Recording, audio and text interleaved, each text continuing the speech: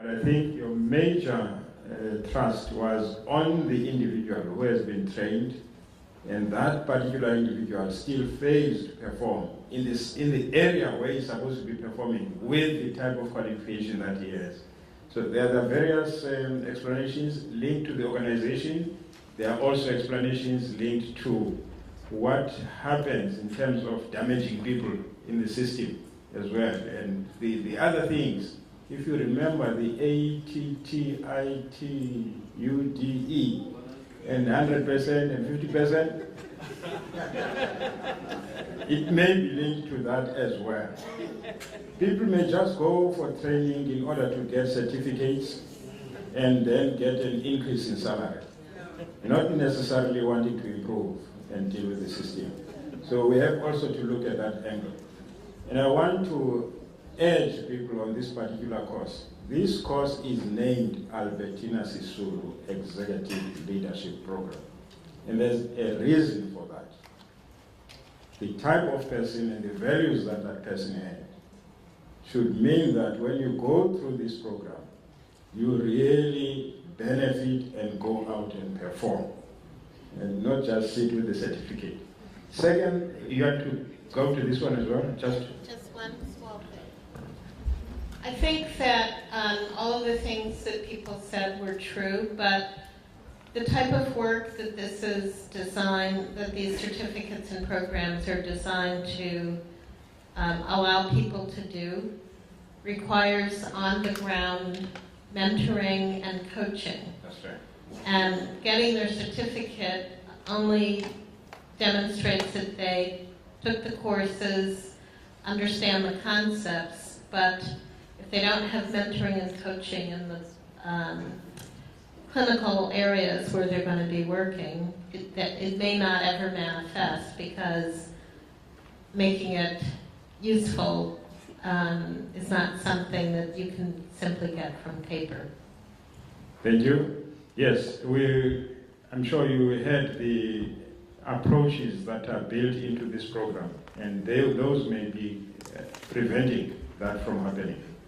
The in and out, instead of people just sitting in a course for a long period, they come in, they go back, they are going to be monitored, they are going to be mentored to see if there's a change. Now, referral system, who wants to take that one? That was the next question.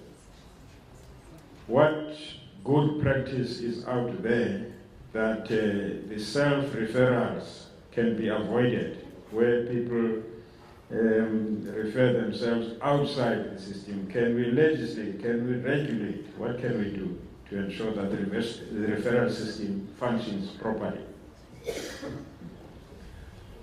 That's a critical question almost all the countries face with if they have not established a gatekeeping system. And South Africa right now gives people this free choice where you can go wherever you want to, and if you go to the private sector, you'll have to pay.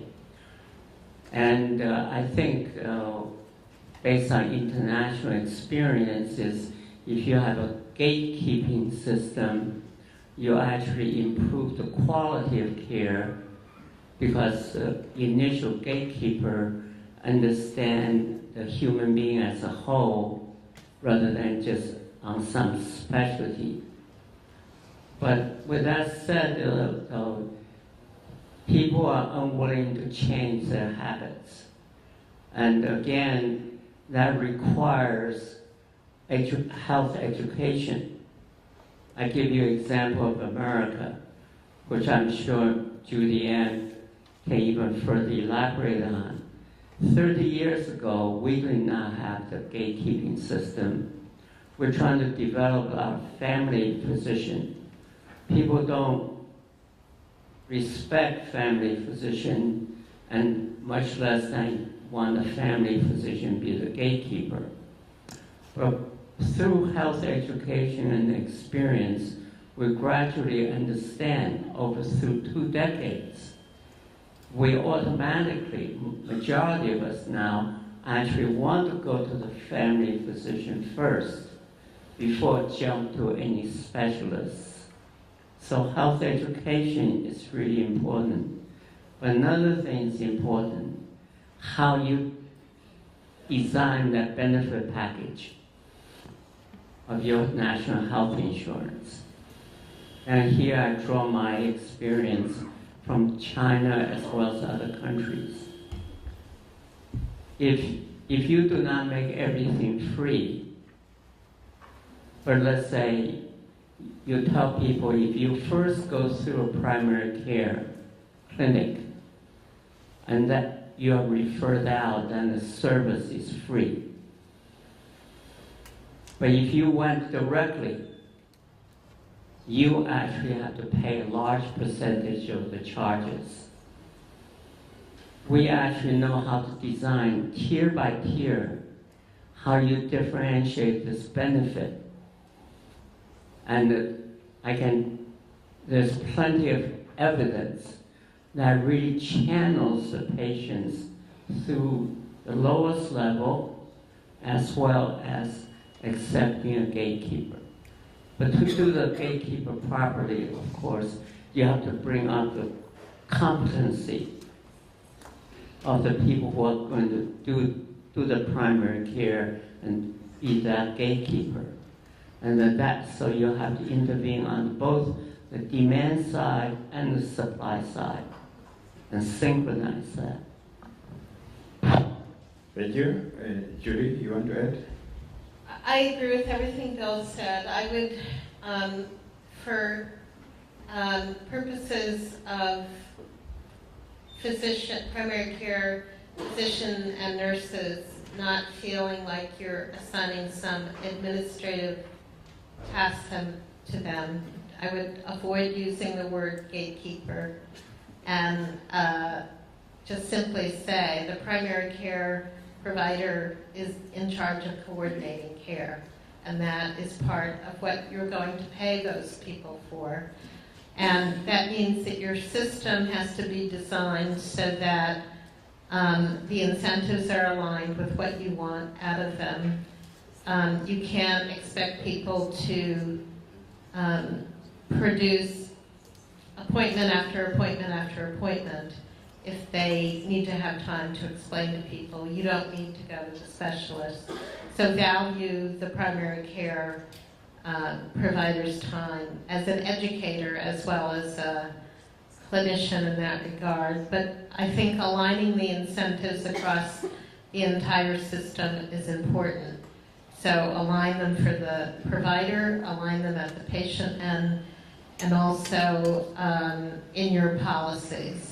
So having things cost more, making sure that things that you valued are not priced out of the consumer's price range.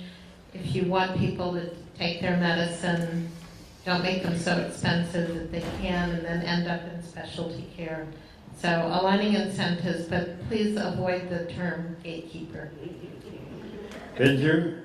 The bottom line for me is the quality of care that's given at the first point of contact with the system.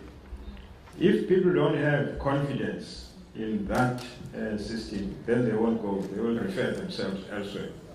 In the South African context, there's another complication that if a particular province is not rendering the good service, then they'll refer themselves to another province. The cross-boundary type of approach.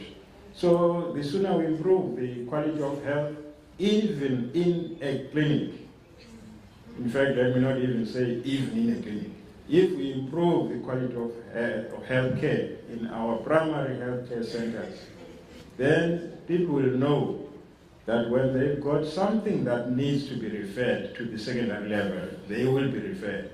And if they are not referred, it means they need to attend to that place. And the issue raised also about demand and supply earlier on in your presentation, Bill, that if the budget is allocated according to the people that you receive, will force people to improve their services to attract patients as well, and quality of care may improve in that way. Let's leave this particular one and go to, you are the third, David. Yes. The Cuban Brigade. Right, Bill, I want to repeat that one. Anybody, anyway, not just Bill to respond to this, but all of us. I did not know I would get into such hot water making that comment. I did not really, my point was that because Cuba or Rwanda or China has a different form of government, that what they do may not be that applicable to South Africa. But then let me elaborate what Cuba has done right and show the world, which is really emphasizing prevention and primary care. And they invest tremendous amount of resources, train these people well, and also train the doctors. As you know, Cuba actually has a surplus of doctors, the generalists. That's why they export them to Africa. So their policy is primary care, prevention, and also really train oversupply of doctors. And they also really restrict what drugs can be imported, and they negotiate for the price of imported drugs. So they make their essential drugs more affordable to the people. But their governance is they're trying to direct the people to the lowest level by establishing clinics or health posts right in the villages. That's convenient to the people. That's the point I like to make, emphasize.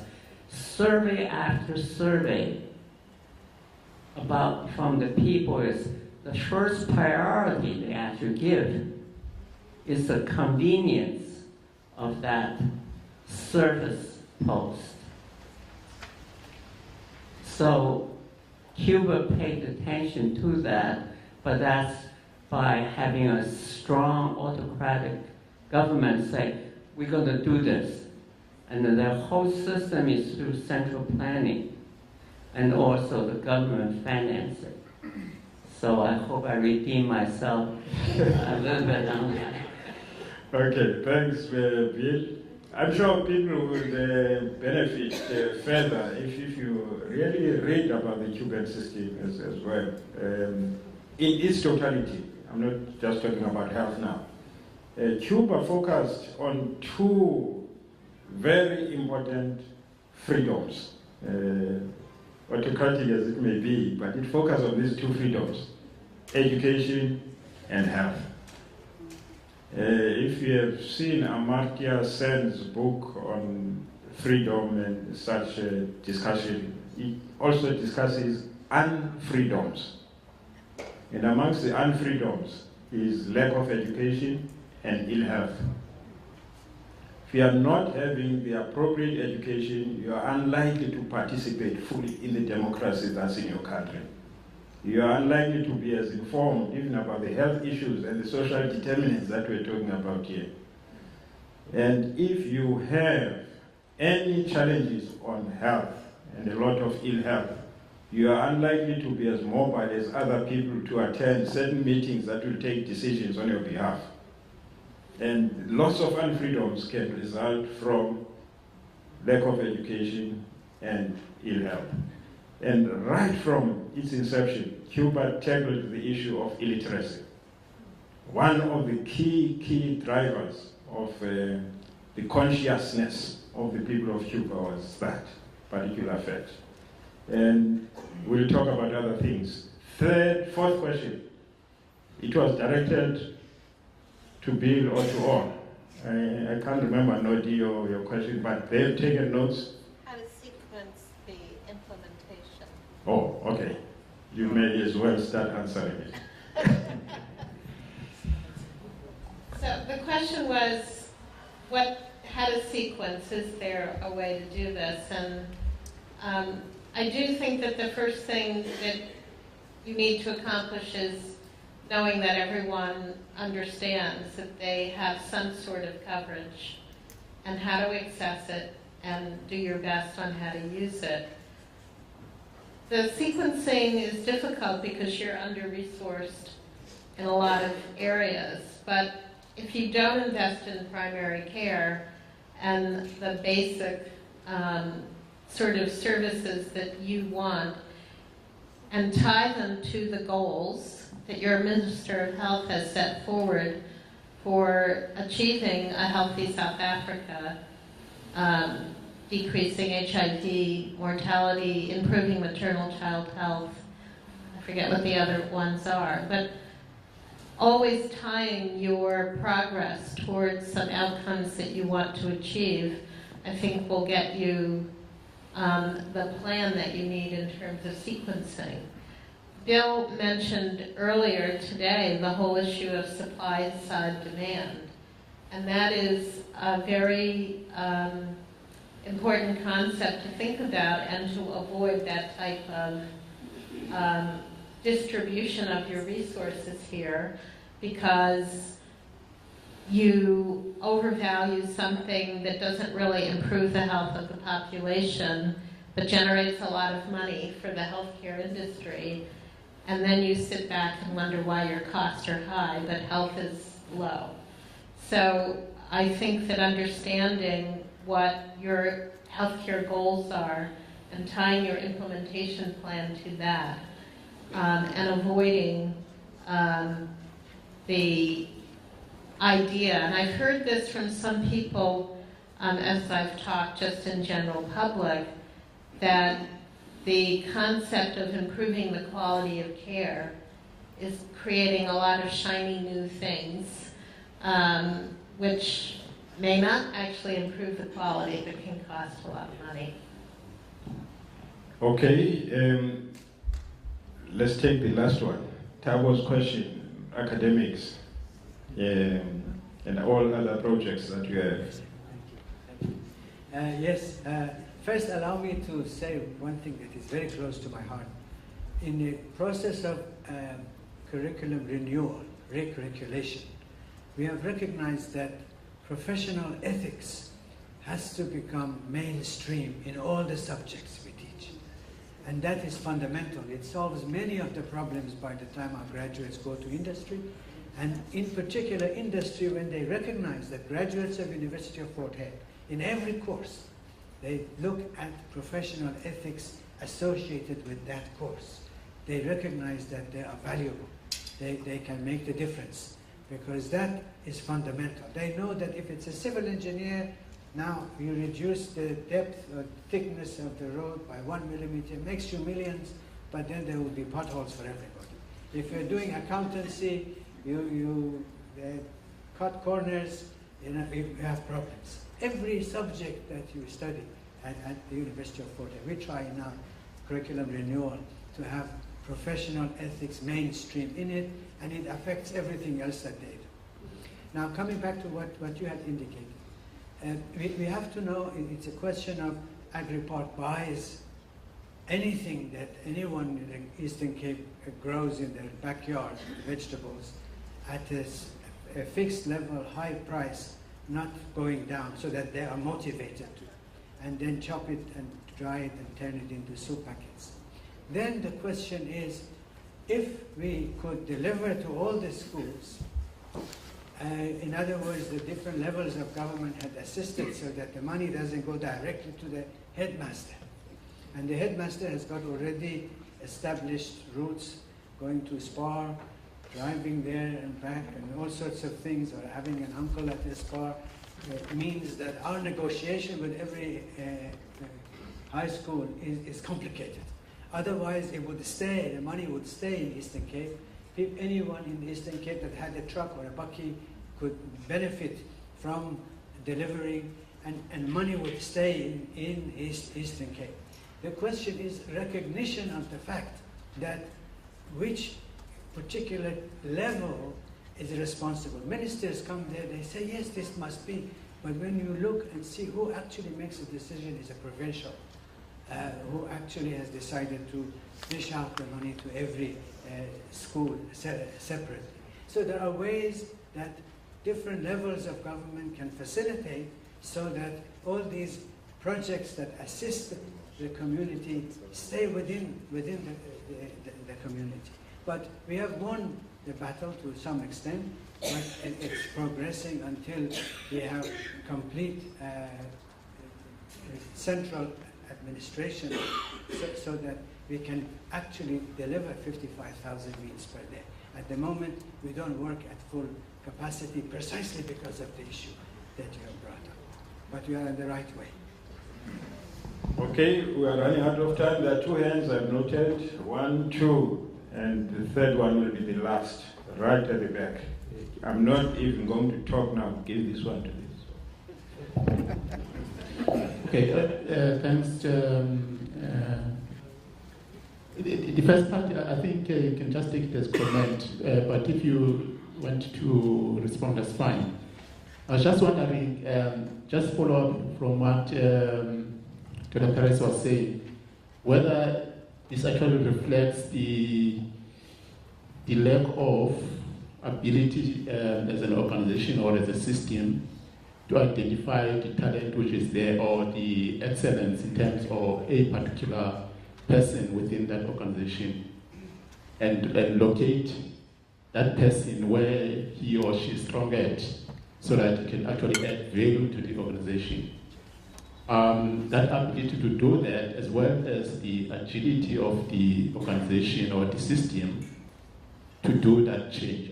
Maybe that's the challenge in the system which we have. The second issue is just a question. I got the last presentation, I took it actually as bringing the third element in terms of the triad, which Prof. Hendricks spoke about in terms of ourselves, which is the community component. I think it did well in terms of the presentation and brought a certain perspective. But what didn't come out, which I wanted to find out whether actually is part of the program, but was not spoken about, was the issues around the patients, the community, and the people in terms of receiving the service. I think the World Health Report, I think about 2000, was speaking about people as actually playing different roles. At one stage, you are a co-producer, you are able to produce health, or you've got to give certain responsibility. Now, in the context of what's happening in South Africa, sometimes people, they protest. In the midst of their protest, they do away with any government structure, as if they're not taking liability, a responsibility to own that. Now, do we have a research which looks at the perspective of our recipients of our services in terms of how do they only get these services? Do they understand that there's certain responsibility? If they understand those responsibilities, how do they actually link up in terms of when there's shortage of services, when they should play certain roles as both recipient as well as co-producers?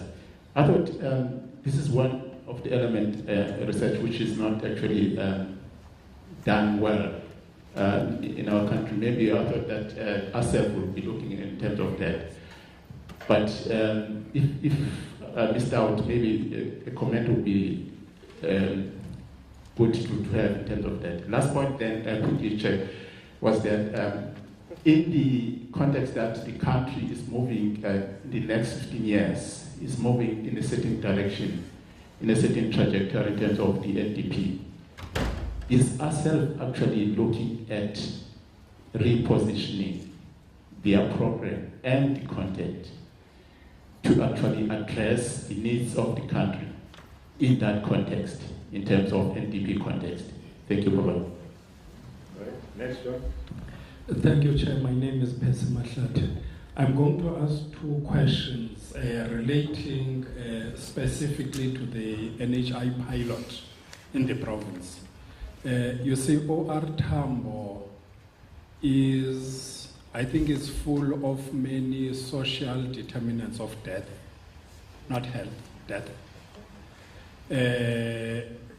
Partly because of the spatiality of the area.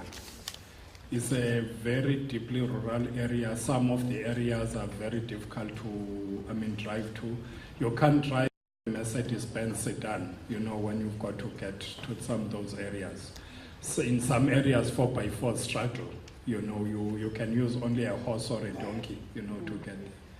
Now, one of the challenges we have in that region, both Alfred Nzo and OR Tambo, is the inaccessibility of certain communities.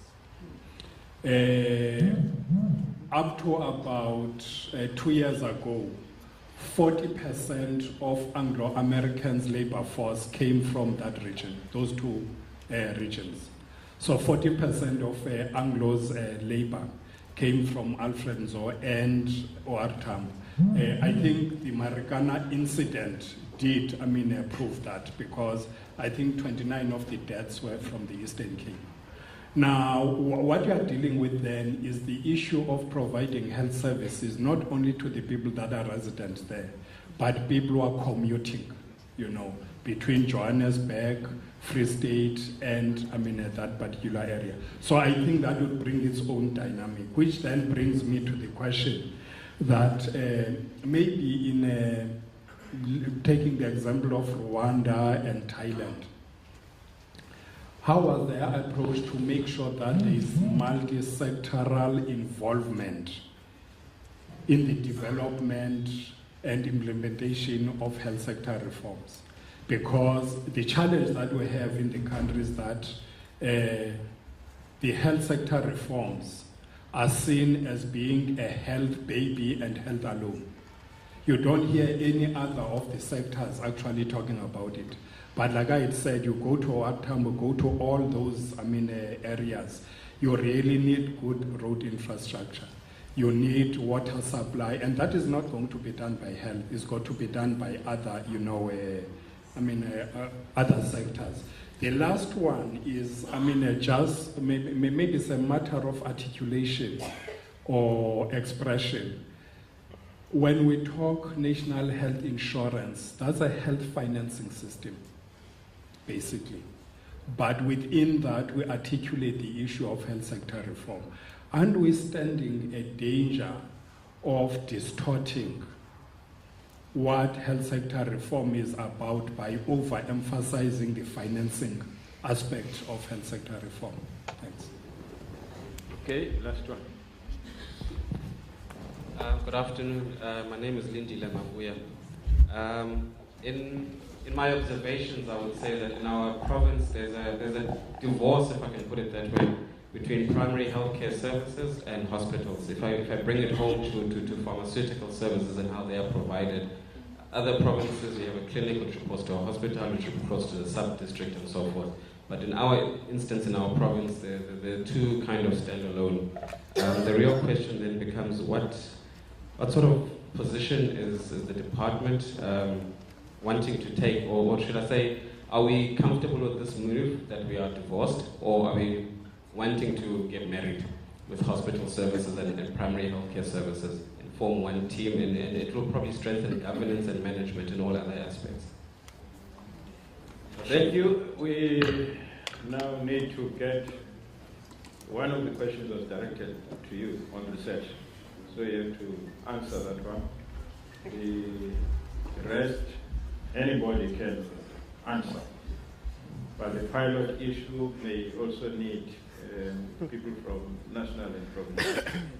No, I'm particularly proud of the fact that when we try to find research topics, we don't just look for a topic that helps the academic write lots of papers. It is to look and see what are the needs of the community, what are the problems. We say our students coming to university don't have sufficient background in, say, mathematics, what do we do about it? And they go to school, they are hungry there. They cannot study properly. So the whole idea of, say, AgriPark developed from this idea of assisting students on the school nutrition program, assisting the community in the, growing vegetable, knowing that there is a market for it, that we will buy from them.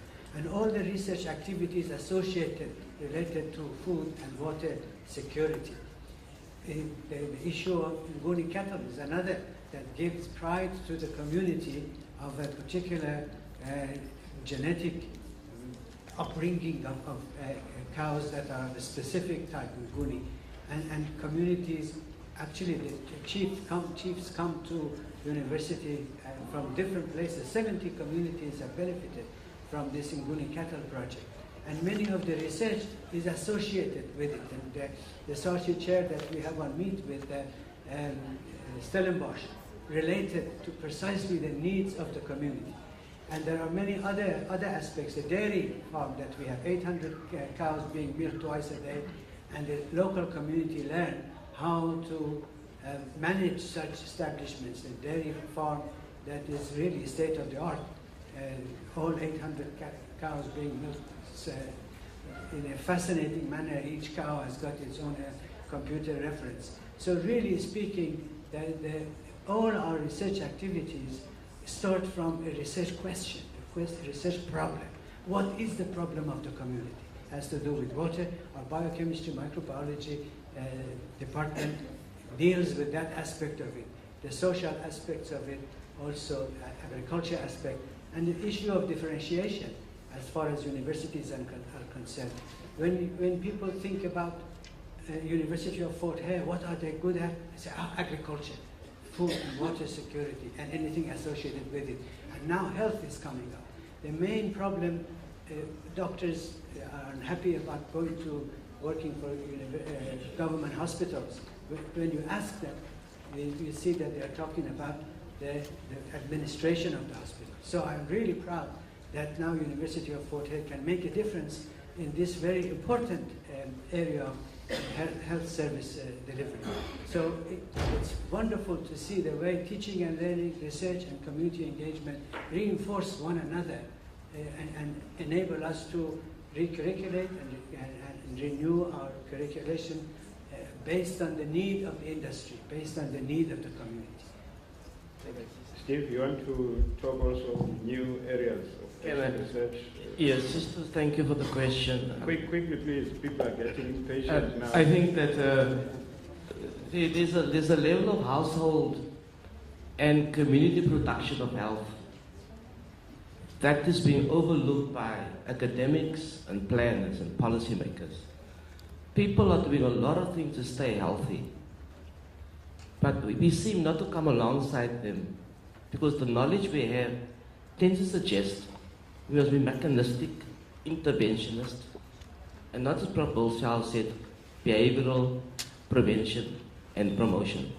So I think our economics departments need to begin to look at if this SMMEs. We just recently heard about the NEF giving 30 million to someone. But yet the communities need that NEF funds in SMMEs to begin to develop their products for further research. And so I think that's the one point. The second one is, we haven't spoken about the role of traditional practitioners. And so we tend to not talk about that. Yet for our community, when it comes to health issues, and we may disagree with them, because the research we did on 10-country study in Africa, of which South Africa was one, and the question we asked, and Eastern Cape and Gauteng were the two sites.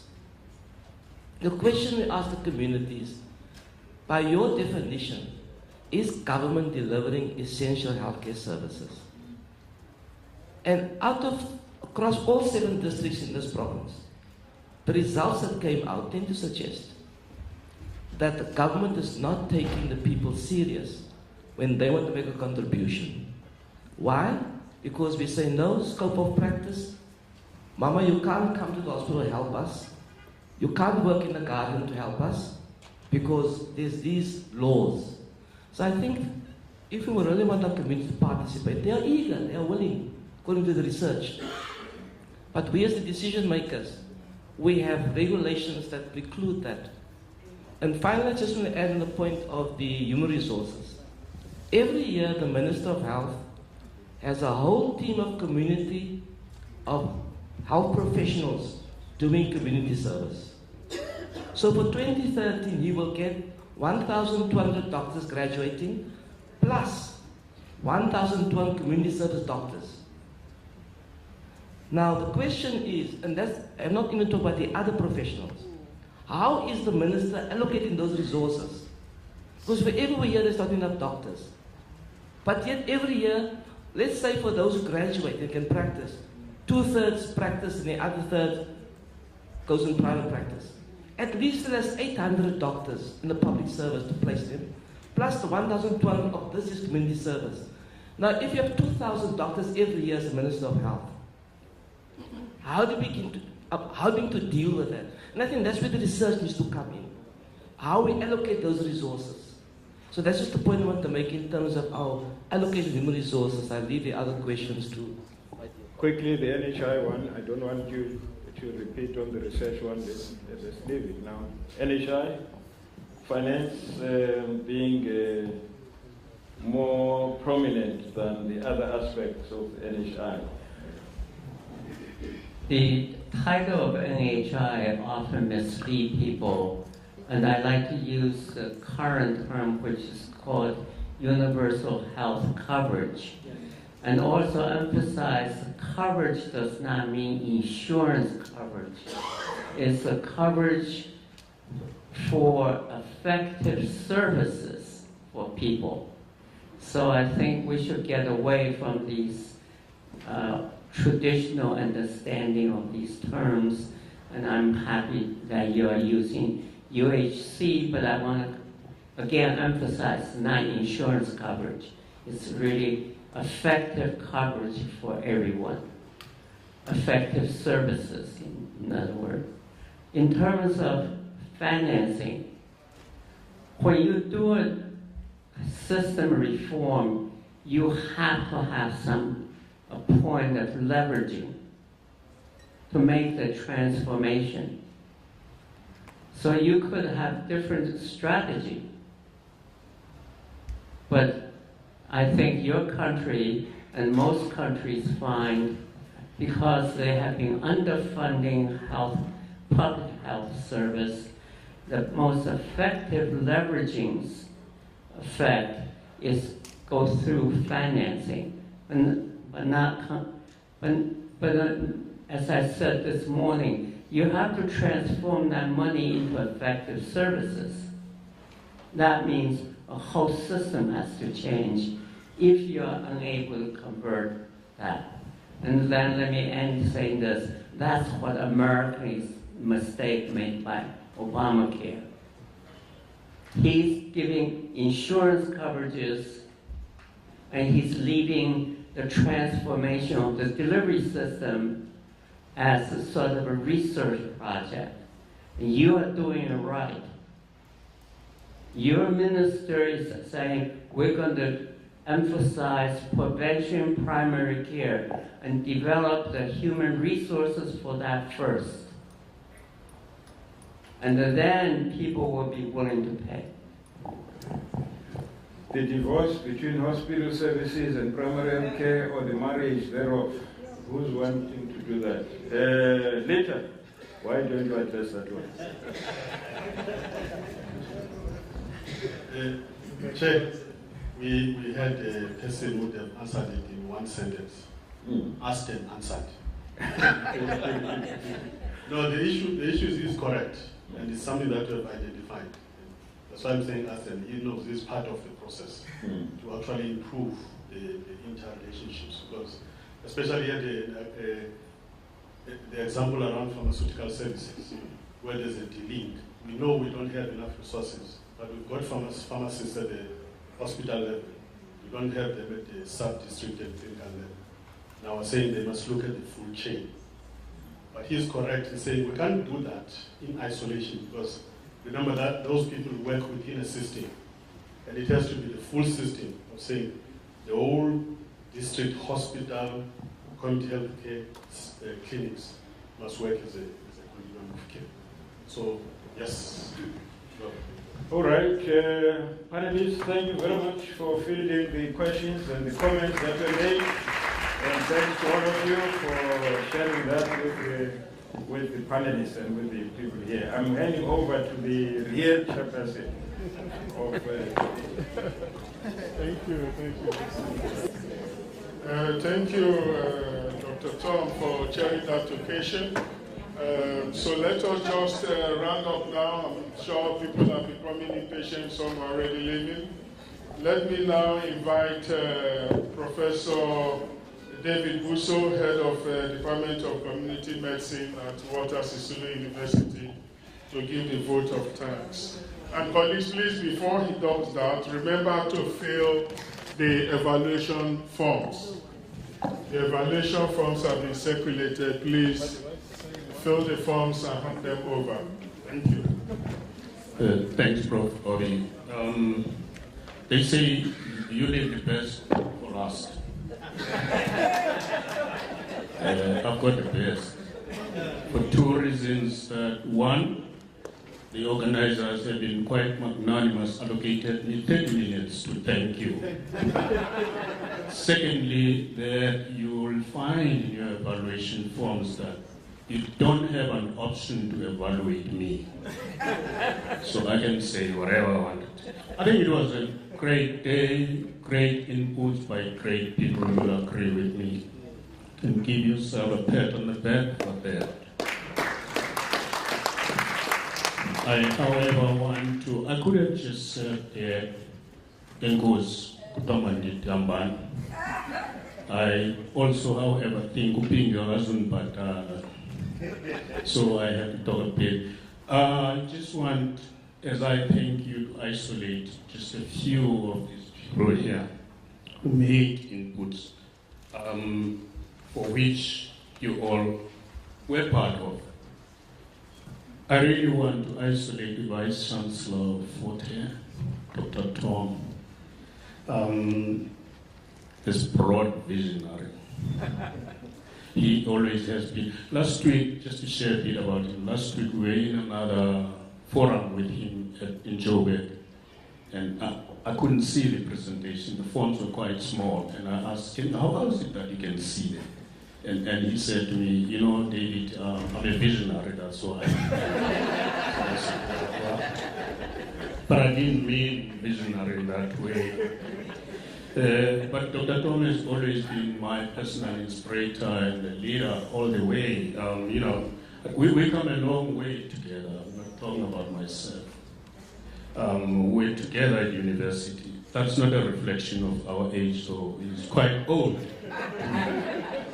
He was the leader. You know, in Natal, if you come from the Eastern Cape, you just had to play rugby. And he was the captain of our rugby team, poor as it was. So we called him captain. I still call him captain today. In my short stint at Bishop, he was the DG there, which then meant he was my leader still. Here I am again in the Albertina Sisulu program, and he's still leading me. I don't know how to catch up on me. The SG, Mr. Kwas, here, I need to reflect on him. I do know that you said today you're wearing a political cap. It suits you, sir. Actually know him when he used to carry that cap. But yeah, one thing I've just congratulated him. I'm really impressed and fascinated at how this teacher has learned health issues.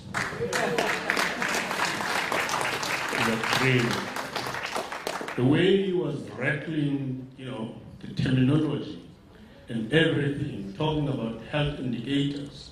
Some of my students are battling to discuss maternal mortality rate, infant mortality rates, social determinants of health. How do you know those things? I'm actually tempted to recruit you to my department, provided though that you'll be happy to cut down on your salary. Just on that, our international guests, thank you very much to you as well. Dr. Bigby, for sharing your Massachusetts experience. I think that would be your own experiences would assist us as we navigate this route of NHI in South Africa and in the Eastern Cape in particular. Prof. Bill Sharp, I first must apologize for taking you on Cuba. And I hope, please, I hope I didn't sort of reveal my political inclinations as I raise those questions. This Prof. Bill, you agree, he's got wide international experiences. And it was so good to hear him sharing those experiences. How I wish, Prof. Bill, that before I die, you can give me just half of those experiences. As a student somewhere, I'm not going to say where, we were bombarded by articles to read and assignments written by this Prof. Bill Sharp on health sector reforms in different countries. And they were not easy, I must say. So to me, to meet him in person today, it gives me such a good feeling. And of course, I met him last year, we shared these issues. So thank you very much again for sharing your experience. Ladies and gentlemen, I know I've got 1 hour that has been allocated to me. But I also need to thank all the other presenters here, and they know themselves. And of course, all of you, the delegates, for sitting all this time here. You really made the day worth it. The program director, Prof. Larry Obi, I don't know where you get all this energy to be standing up the whole day. You're probably visiting Regent too.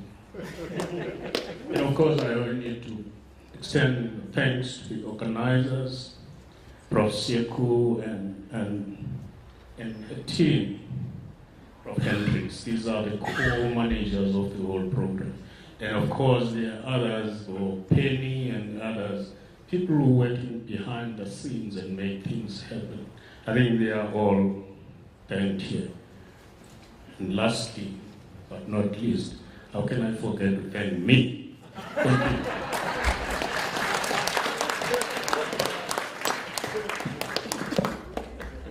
Thank you. Thank you very much, Professor Busso. It's been a very nice day. We've shared experiences, and I'm sure we are all happy. We now know the way forward. But we need to live here on the understanding that the proceedings will be made available. Where is the South African partners? I hope you're not going to renege on the promise to make the proceedings available to us. And remember, all the presentations too will be put on the LSEP website, so you can access them as from Wednesday. So finally, I want to thank all of you individually and collectively, including Professor Busso, who has thanked himself, the man who gave the vote of thanks. Thank you and goodbye.